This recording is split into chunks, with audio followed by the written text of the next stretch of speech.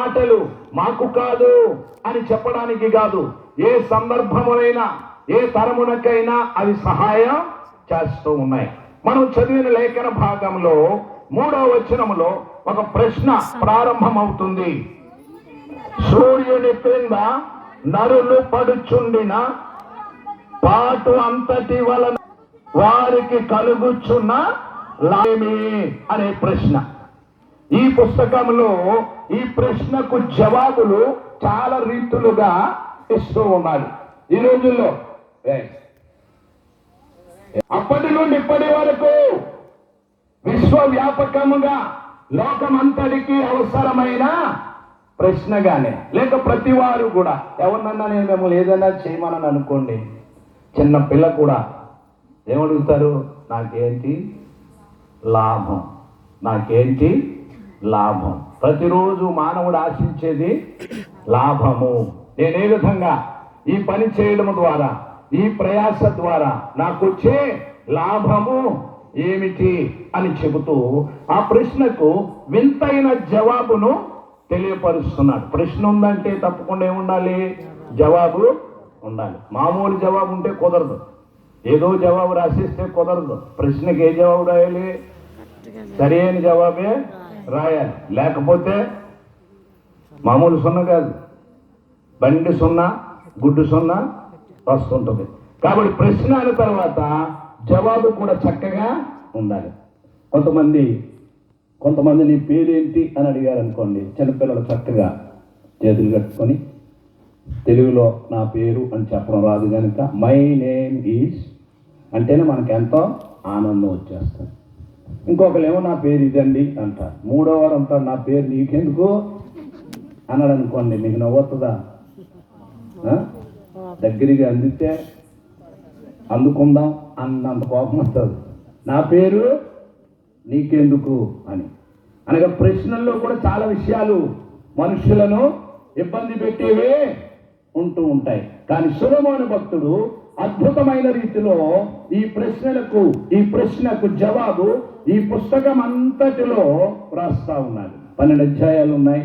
12 అధ్యాయాలలో చివరికి మానవ జీవన ప్రయాణం ఎలాగో ముగించబడుతుందో అన్న విషయాలు 12వ అధ్యాయంలో తెలియపరుస్తూ మానవ కోటికి యెహోవా యందు భయభక్తులు కలిగి ఉండుటయే విధి అని ముగింపులోనికి వస్తాం. ఒక అద్భుతమైన ప్రశ్న. ఈ దినమున జీవించుచున్న నీవు దేవుడు నీకు అప్పగించిన ప్రయాస లోకములో ఉంది. ప్రయాస పడని వారు, పని చేయని వారిని ఏమంటారు? పనికిమాలినోడు అంటారు. ఏమంటారు? పనికిమాలినోడు నవ్వుతాడా? సోమరి అంట. మనందరికీ దేవుడు పనిని అప్పగించాడు. ఈ పనితో మన తలంపు ఎలా ఉంటుందంటే, ఎలాగును నేను ఏ లాభాన్ని పొందుకోగలను. ఈరోజంతా మీరు పని చేశారు. పని చేసిన తర్వాత మనకు దొరికిన లాభం ఏంటి? కొంత సంబలం మనకు దొరికింది, కొంత సహాయం కూలి దొరికింది. దానితో మనం సంతోషిస్తూ ఈ లోకపు యాత్రలో సాగిపోతూ ఉన్నాం. ఈ ప్రశ్నకు అద్భుతమైన జవాబును చెబుతా ఉన్నాడు. ఈ ప్రశ్నకు జవాబు ఎలా ఉందో కంటిన్యూ అవుతుంది వాక్యంలో. తరము వెంబడి తరము గతించిపోవచ్చున్నది. తరము వెంబడి తరము గతించిపోవచ్చున్నది. బైబిలు తరములను గూర్చి అద్భుతంగా మాట్లాడుతుంది. ఎందుకంటే తరములు ఎక్కడ ప్రారంభమయ్యాయి, ఎలాగున కొనసాగుతున్నాయి, ఎంతవరకు కొనసాగుతాయి అన్నది తరతరములను గూర్చిన సత్యం పరిశుద్ధ గ్రంథమైన బైబిలులో ఆది కాండము నుండి ప్రకటన గ్రంథము వరకు అచ్చుగుద్దినట్లుగా స్పష్టమైన రీతిలో వ్రాయబడి ఉంది. మనందరము క్రైస్తవ్యంలో ఒక పాట పాడుతుంటాం. తరాలు మారిన యుగాలు మారిన మారని దేవుడు మన యేసుడు, తరతరాలలో యుగ యుగాలలో జగ జగాలలో దేవుడు దేవుడు యేసే దేవుడు. హల్లెలూయా. ఈ తరములను గూర్చి అద్భుతమైన సత్యం మనకు కనబడుతూ ఉంది. సామెతల గ్రంథం సొలొమోను భక్తుడే వ్రాసిన గ్రంథంలో కొన్ని రకములైన వింతైన తరములను గూర్చి రాశాడు. 30వ అధ్యాయం 11 నుండి 14 వచనాలలో 4 ప్రత్యేకమైన తరములను గూర్చి రాశాడు. తమ తండ్రిని శపించరము కలదు. అదో ఉందండి, ఇప్పుడు కూడా ఉందా లేదా? తల్లిదండ్రులను అడిగితేనే ఆ సత్యం తెలుస్తుంది. ఎవరిని అడగాలి? తల్లిదండ్రులను అడిగితే. రెండవ తరము తమ దృష్టికి తాము శుద్ధులై తమ మాలిన్యము నుండి కడుగబడని వారి తరము కలదు. ఈ సత్యం ఇంకా బాగుంది. ఈ తరం ఏ తరం అంటది? మా మట్టుకు మేము బాగానే ఉన్నాం, మేము కడుగు కొనబడడానికి ఇష్టపడ్డాం లేదు, మేము శుద్ధులం అవ్వాలి అని మీరేమీ చెప్పక్కర్లేదు, బాగుపడాలి అని చెప్పక్కర్లేదు అనే తరం అప్పుడు ఉంది, ఇప్పుడు కూడా ఉంది. ఇంకా మూడవ తరం కన్నులు నెత్తికి ఎత్తబడి. అప్పుడప్పుడు అమ్మ పిల్లల్ని ఈ దీవెనతో దీవిస్తూ ఉంటుంది. నాకు అమ్మ గొప్పు తగిలింది, రక్తం వచ్చేస్తుంది అంటే అమ్మ ప్రేమతో ఏమంటుంది అంటే కళ్ళు నెత్తి మీద ఎత్తుకుని వచ్చాడు. ఆ తరం ఎక్కడుంది? అప్పుడు ఉంది, ఇప్పుడు కూడా ఉంది. ఈ తరం ఇంకా కొంచెం అర్థం కావాలంటే కొంతమంది కళ్ళజోడు ఇలా పెట్టుకుంటారు కదా, అప్పుడప్పుడు కళ్ళు లాగి ఇక్కడ పెట్టుకుంటూ ఉంటారు. అప్పుడు వెరైటీగా కనబడుద్ది. ఎవరన్నా పెట్టుకున్నారు ఇక్కడ? ఇంకా ఎవరో పెట్టుకోలేదు. ఇంకో గంట అయితే కొంతసేపటికి కళ్ళు లాగి ఇలా కూడా పెట్టుకుంటారు. కొంతమంది భయం వేస్తుంది అలా పెట్టుకున్నాను, ఎందుకంటే నన్ను చూసిన వాళ్ళు ఏమనుకుంటారు అని. ఈ తరం ఇంకా 4వ తరం ఉంది చూడండి. మన వాళ్ళు ఫైటింగ్లు అయిపోతుంటుంటారు కదా, పోరాటాలు పైపుల దగ్గర, ఇంకా పొలాల్లో, ఎక్కడ దొరికితే అక్కడ. ఇప్పుడు ఎక్కడైనా ఆగడానికి భయం వేస్తుంది, అర్థమైందా? ఎక్కడైనా ఆగడానికి భయం వేస్తుంది. ఇక దీంతో పాటు మన సహోదరుల తరం చూడాలి.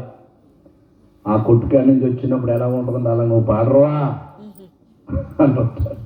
ఏమాత్రం ఆగి పలకరించావా మన పని అయిపోయిందే. అర్థమైందా? ఇలాంటి తరం అప్పుడు ఉంది, ఇప్పుడు ఇంకా ఎక్కువైంది. ఇలాంటి తరం వెంబడి తరాలు గతించిపోతున్నా తరములలో కనబడుతున్న ఈ స్వభావాలు లోకమును ఏలుబడి చేస్తూ ఉన్నాయి. కాబట్టి దేవుని వాక్యంలో మనకు నేర్పించబడుతున్న సత్యం కొత్త నిబంధనలో ఆది అపోస్తుల కార్యములు 2వ అధ్యాయం 40వ వచనంలో ఒక చక్కని మాట కనబడుతుంది. ఈ తరములు రకరకాల తరములు, మీరు కూడా కొన్ని తరాల గురించి చెప్తారు. ఇంకాను తప్పక తరములు గతిస్తూ ఉన్నా దేవుడు కొత్త నిబంధనలు లేక ఇప్పుడు ఆయన అందిస్తున్న సందేశము మానవాళి అంతటికి పలానా తరమండి, ఆ తరాలు మాకు తెలుసండి, మాకు ఎప్పటి నుంచో తెలుసండి అని చెప్పినా వాటన్నిటినీ కొత్త నిబంధన ఒక్క మాటతో సారాంశాన్ని తాత్పర్యాన్ని తెలియపరుస్తేమంటుందంటే, మూర్ఖులకు ఈ తరము వారి నుండి వేరై ఏం పొందాలి? రక్షణ అనే దీవెన పొందాలి. సోదరుడు సాక్ష్యంలో తెలియపరిచారు. వారి బిడ్డలిద్దరూ కూడా చక్కగా బాప్తిస్మము తీసుకొనడం లేక రక్షణ అనే దీవెనకు వారు ప్రాప్తులగటం దేవుడు వారికి ఇచ్చిన గొప్ప ఆనందం. రక్షణ కేవలం రక్షణ మాత్రమే కాదు, రక్షణ ఆనందం, రక్షణ గొప్ప అనుభవం, రక్షణ దేవుడు మనకిచ్చిన ఒక గొప్ప ఆశీర్వాదం. అది ఇహలోకము నుండి పరలోకమునకు మనము పాత్రులమగుచున్నాం, పరలోకపు పౌరులమగుచున్నాం అనే గొప్ప సత్యాన్ని నేర్పిస్తూ ఉంది. ఈ రాత్రి ఈ కుటుంబంలో దేవుడిచ్చిన ఈ రక్షణ భాగ్యం, దేవుని యొక్క అద్భుత రక్షణ సంకల్పం ప్రతిసారి ప్రతి కుటుంబము కొరకు కేవలము ఇంట్లో ఒకరే కాదు, ఇంటిళ్ళ పాది రక్షణ అనే దీవెన పొందుకోనాలి అన్నది దేవుని యొక్క ఆశ. ఈ రాత్రి ఈ మాటలు వినుచున్న మన ప్రియులు, ఈ మైక్ శబ్దం ద్వారా వినుచున్న వారిలో ఇలాంటి తరాలు ఉన్నాయండి, మాకు తెలుసండి అని మీరు అనుకున్నా తప్పక ఆ తరముల నుండి వేరై పరిశుద్ధ గ్రంథం ఒక కఠినమైన పదాన్ని అక్కడ వాడుతుంది. మూర్ఖులకు ఈ తరము వారి నుండి వేరే రక్షణ పొందండి అనే సత్యాన్ని దేవుని వాక్యం సెలవిస్తూ ఉంది. ఈ ప్రశ్నకు మానవుని యొక్క పాటుకు లాభం ఏమిటి అనేది మనం చూస్తే, నీ ప్రయాస ఈ లోకములో సాగుతూ ఉన్నా ఎప్పుడు లాభము అంటే, నేను రక్షణ అనే దీవెన పొందుకున్నాను, నేను రక్షణకు పాత్రుడినయ్యాను. యవన కుమారులిద్దరు నిర్మల్, నిరీక్షణ్ ఒక్కొక్క సమయంలో దేవుడిచ్చిన దీవెనను పొందుకున్నారు. ఇక్కడ ఆ రక్షణ దీవెన పొందుకున్న యవన బిడ్డలు ఉన్నారు, కొంతమంది పెద్దవారు ఉన్నారు, ఇంకా మిగిలిన వారు చూద్దాంలేండి అనేవారు ఉండొచ్చు. కానీ దేవుని వాక్యము హెచ్చరిస్తున్న సత్యం, మీరు మూర్ఖులకు ఈ తరము నుండి వెళ్ళండి. అక్కడ ఒక సత్యం, దానికి ముందు మనం చదివేటప్పుడు 2వ అధ్యాయం 37వ వచనములో చదువు, వారు ఈ మాట, హల్లెలూయా. ఇది ఒక అద్భుతమైన ప్రశ్న మానవునికి రావాలి. 2వ ప్రశ్న కృప నిబంధనలో కనబడుచున్నది. ఆ ప్రశ్న అందరికీ దీవెన. దేవుని మాటలు వినబడుతూ ఉంటాయి. ఈ రాత్రి పలానా చోట పోవటం జరిగింది అని 4 గంటలకు మైక్ వేసినప్పుడే కొంతమంది గుర్తిస్తూ ఉంటారు, ఓహో పలానా చోట పోవటమని. అలా ప్రక్కలు కూడా గుర్తిస్తారు. లేక దేవుని మాటలు వినబడతాయి, ఈ రాత్రి కొన్ని పాటలు మరలా మనం వింటాం అని కొంతమంది ఆసక్తితో వాళ్ళ మేడల మీదకి వచ్చి కూర్చొని, తప్పక మన గ్రామంలో కొందరు మనతో ఏకీభవిస్తున్నారు. అలాంటి వారిని బట్టి దేవుని కొందనాలు చెబుదాం. హల్లెలూయా. మంచిది ప్రియులారా, ఈ మాటలు మీరు వింటున్నారు. అయితే మీ జీవితంలో మరొక ప్రశ్న తప్పక రావాలి, మేమేమి చేయాల్సి ఉంది? దానికి జవాబు వాక్యము చెప్తుంది, మారు మనస్సు పొంది పాప క్షమాపణ నిమిత్తము దేవుడు సిద్ధపరచిన రక్షణ భాగ్యాన్ని పొందుకోవాలి అన్నదే. ఈ రాత్రి కూడికలో సోదరులు ఆనంద్ గారు చక్కగా హల్లెలూయా ఎప్పుడైనా అదే చెప్తా ఉంటాను నేను. తప్పక మీరు కూటం పెట్టినప్పుడు ఎవరిని పిలవాలి? అన్యులైన వారిని పిలిస్తే ఆ రాత్రి కొంత సువార్త విత్తనం వారి హృదయాల్లో ఉంటుంది. దేవుడు ఆశ్చర్య కార్యాలు చేశాడు. సంతోషం, మంచి ఇల్లు, మంచి బిడ్డలు, మంచి కార్ఖానా కింద ఎప్పుడు కూడా పనిచేస్తానే ఉంటూ ఉంటారు పిల్లలందరూ. సోదరి ఆసక్తితో అన్ని పనులు. అయితే తప్పక మరి కొంతమంది మీతో పని చేసేవారు ఉండొచ్చు, మీ కొలీగ్స్ ఉంటారు, వాళ్ళకి ఇది అవకాశం. తప్పక దేవుని సన్నిధికి రండి. భోజనాలు పెడుతున్నారు కనుక ముందు కొంచెంసేపు ప్రార్థనలో కూడా కూర్చుంది కానీ అని ఏం చేయాలి? భోజనానికంటే ముందు ఇంకొక ఆహ్వానం ఇచ్చాడు, తప్పకుండా నేను దానికి వెళ్తేనే భోజనం చేస్తే బాగుంటుంది అని. ఆహ్వానం తప్పక ఎవరికైనా ఇచ్చారా? ప్రతి ఆదివారం అడుగుతుంటారు ఎంతమంది కొత్త వాళ్ళని తీసుకొస్తున్నారు మీరని కదా. ఉన్న వాళ్ళని తీసుకురావడం పెద్ద పని అయిపోతుంటే మీరు ఎక్కడ కొత్త వాళ్ళు అంటారేటండి బాబు, మాకు మా మీద పడ్డారేటండి బాబు అంటుంటారు. తప్పకుండా ప్రజలు ఎక్కడికి తిరగాలి, ఏ ప్రశ్నలోకి రావాలి, మాకు లాభం ఏమిటనే ప్రశ్నలు ఎక్కడికి రావాలి, మేమేమి చేయాలి? పరిస్థితులు వేరువేరుగా కనబడుతూ ఉన్నాయి. కనబడుతూ ఉన్నాయి. యాక్సిడెంట్స్ ఇంకా చెప్పక్కర్లా, అరచేతిలోనే కనబడుతున్నాయి. ప్రయాణం చేసే వాళ్ళు అందరూ అంటారు, మా 5-6 ప్రయాణాలు ఇంక రేపు నుంచి మానేస్తాను. ఎందుకని ఎక్కడ పడితే అక్కడ యాక్సిడెంట్లు. కాబట్టి రేపు నుంచి నేను మా 5-6 ప్రయాణాలు అంటారు అంతే. మళ్ళీ పొద్దున 5 గంటలకి ఎవరి కాళ్ళే 16 మంది ఎక్కేస్తారు, 16 మంది ఎక్కేస్తారు, వెళ్ళిపోతారు. ఆ క్షణమే ఆ పరిస్థితి. ఇలాంటి పరిస్థితుల్లో మన జీవన ప్రయాణాలు సాగుతూ ఉన్నాయి. అందుకే ఒక ఆయన అంటాడు, విమానం ఎక్కడం బాగా ధన్యమండి అన్నాడట. ఆ పక్కన అన్నాడు దిగడం కూడా. ఈ రోజులు అదే చెప్తున్నారు. ఒకప్పుడు బాన్ ఓయేజ్ అనేవారు, సంతోషంగా విమానం ఎక్కిరండి అని. ఇప్పుడు అందరూ ఏమన్నారంటే సంతోషంగా మీరు దిగుదురుగాక అనేది. ఇలాంటి పరిస్థితులు ఎప్పటికప్పుడు ఏ ప్రయాణమైనా అంతే. మనం నరకన వెళ్ళా, కారు మీద వెళ్ళా, విమానం మీద వెళ్ళా, రైలు మీద వెళ్ళా, ఎవరికి వారికి లేక మన ప్రయాణం అనుదినము మానవులమైన మనం ప్రయాణంలోనే సాగుతా ఉన్నాం. ఏదో ఒక ప్రయాణం, ఎక్కడికో వెళ్ళక్కల. మన ఇంటికాంటి మన దూల పక్కడికి వెళ్ళడం కూడా అది ప్రయాణమే కదా, ప్రయాణమే. లేకపోతే దూల పక్కడికి వెళ్ళి కట్టులు తన్నేస్తాం. అదేంటది, కట్టురాన్ని తన్నేస్తాం. పొద్దున్నే నిద్రకల మీద వెళ్ళేవనుకోండి, ఏమవుతుంది? ఎవరన్నా ఉన్నారు బాబు, ఏదో మనకు కట్టురాడంటే ఏంటో వీళ్ళకే అర్థం. అదే మహి ఏమైనా అర్థమైందరే, మహి కట్టురాడంటే ఏమైనా అర్థమైందా? మానవులు ఎదుర్కొంటూ ఉన్నారు కాదు, ప్రతి వ్యక్తిలో ఈ గొప్ప ప్రశ్న రావాలి. కొత్త నిబంధనలు యేసయ్య ఇచ్చుచున్న రక్షణ పొందుకోవడానికి ఈ గొప్ప ప్రశ్న, మేమేమి చేయవలెనని వారి హృదయములు బద్దలు కాగా వారి హృదయముల్లో నుండి వెలువడుచున్న ఈ ప్రశ్నకు జవాబు రక్షణ మాత్రమే. దానికి జవాబు ఏ స్థాయిలో ఉన్నవారైనా, ఏ హోదాలో ఉన్నవారైనా, ఏ స్థాయిలో, ఏ స్థితిలో, ఏ హోదాలో ఉన్నవారికైనా రక్షణ సంకల్పం దేవుని యొక్క అద్భుతమైన ఉచితమైన సహాయం. డబ్బులతో దానిని కొనేది కాదు. ఆయనే మన కొరకు తన ప్రాణమును పెట్టి ఆ రక్షణ దీవెనిచ్చాడు. ఈ బిడ్డలకు దేవుడిచ్చిన ఆ దీవెనతో ఈ రాత్రి రక్షణ ఆనందాన్ని పంచుకొనుచు ఈ కూడికలో మరొకసారి రక్షణ సందేశాన్ని మన గ్రామస్తులకు అందచేసే కృపను దేవుడు మనందరికి ఇచ్చారు. దేవునికి స్తోత్రం. నేను ఇక్కడ నిలబడుతున్నా, మీరందరూ మనమందరము ఆ రక్షణకు సాక్షులం.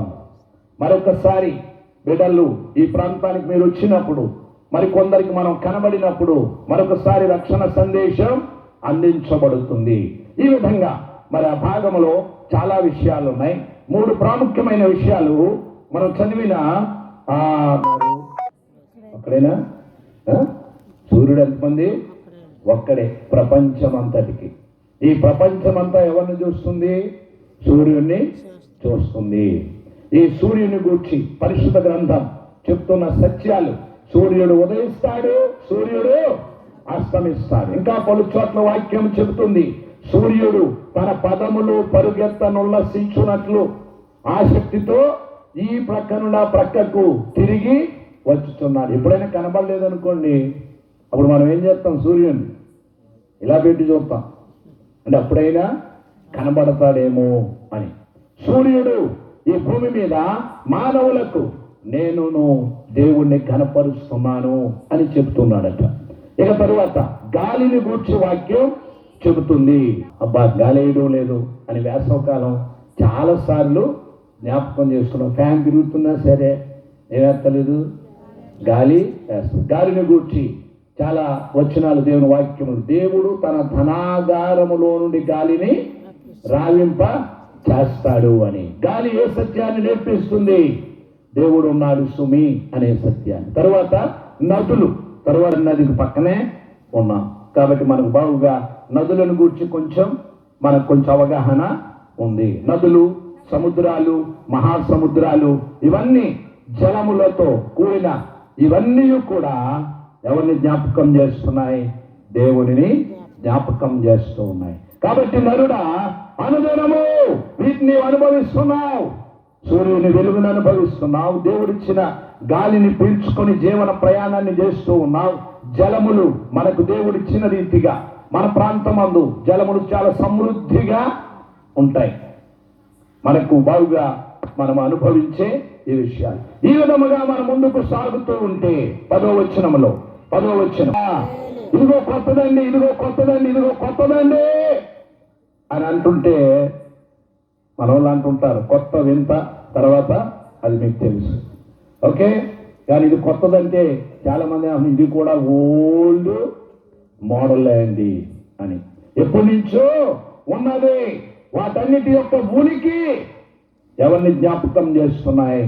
దేవుడు నిత్యము ఉన్నవాడు, దేవుడు ఉనికిలో ఉన్నాడు. కాబట్టి ప్రశ్న అవసరం, మేము ఏమి చేయాలి అనే కొత్త నిబంధనలోని ప్రశ్న జవాబే నీకు దేవుడు సిద్ధపరిచిన రక్షణనే దీవెన. ఈ రాత్రి కూడికలు పాలు పంపులు పంచుకొనుచు రక్షణ పొందిన బిడ్డలుగా ఉన్న మిమ్ములను బట్టి దేవుడు ఆనందిస్తూ ఉన్నాడు. ఇంకా ఎవరైతే రక్షణ అనే దీవెనకు పాత్రులు కాకుండా దానిని వాయిదా వేస్తూ సాగుతూ ఉంటే దేవుడు అద్భుతమైన అవకాశము నీకు ఇస్తూ ఉన్నాడు. ఇదే అనుకూలమైన సమయము, ఇదే రక్షణ దినము అని దేవుని వాక్యములో వాడబడిన అద్భుతమైన పదములు. ఇదే అనగా ఇదిగో నీ కొరకు దేవుడు సిద్ధపరిచి ఉంచిన అద్భుతమైన రక్షణ. యవన బిడ్డలు చక్కగా ఆ దీవెన పొందుకొని సాగుతూ ఉన్నారు. మీ కుటుంబాలలోను, ఇంకా మన గ్రామంలో ఉన్న ప్రతి కుటుంబంలోను యజమానుడు గాని, యజమానురాలు గాని, బిడ్డలు గాని, లేక వారి 2వ తరం 3వ తరపు బిడ్డలు గాని ఎవరైనా ఇంకా ఈ రక్షణ దీవెన పొందుకొనుటకే దేవుడు తన కృపను వెచ్చిస్తూ ఉన్నాడు. తప్పక ఈ కృపకు పాత్రులై ఇంకా అనేకులు ఆ రక్షణ దీవెనలోనికి వచ్చినట్లుగా మనం ప్రార్థిస్తూ ముందుకు వెళదాం. తప్పక ఈ ప్రియ కుటుంబమునకు దేవుడిచ్చిన ఈ రక్షణ ఆనందం ఇంటిల్లపాది నీవును నీ ఇంటి వారును రక్షణ పొందుదురు అనే అపోస్తలుల కార్యముల 16వ అధ్యాయం 31వ వచనములోని దీవెన ఈ ప్రియ కుటుంబానికి సంపూర్ణముగా దేవుడు దయచేసినందుకు మనం ఎంతో ఆనందిస్తున్నాం. అదే సంపూర్ణమైన దీవెన ప్రతి కుటుంబానికి దేవుడు సిద్ధపరిచాడు. తప్పక మన గ్రామములోని ఈ ప్రాంతంలో ఈ మాటలు వింటున్న ప్రతి కుటుంబం ఆ రక్షణ దీవెన పొందుకొనున్నట్లు తప్పక ప్రార్థిస్తూ మన ముందుకు సాగిపోదాం. ఈ మూలం మరికొందరి హృదయములలో ఈ రక్షణ దీవెన కలుగునట్లుగా తప్పక మనం ఆశిస్తూ ముందుకు వెళదాం.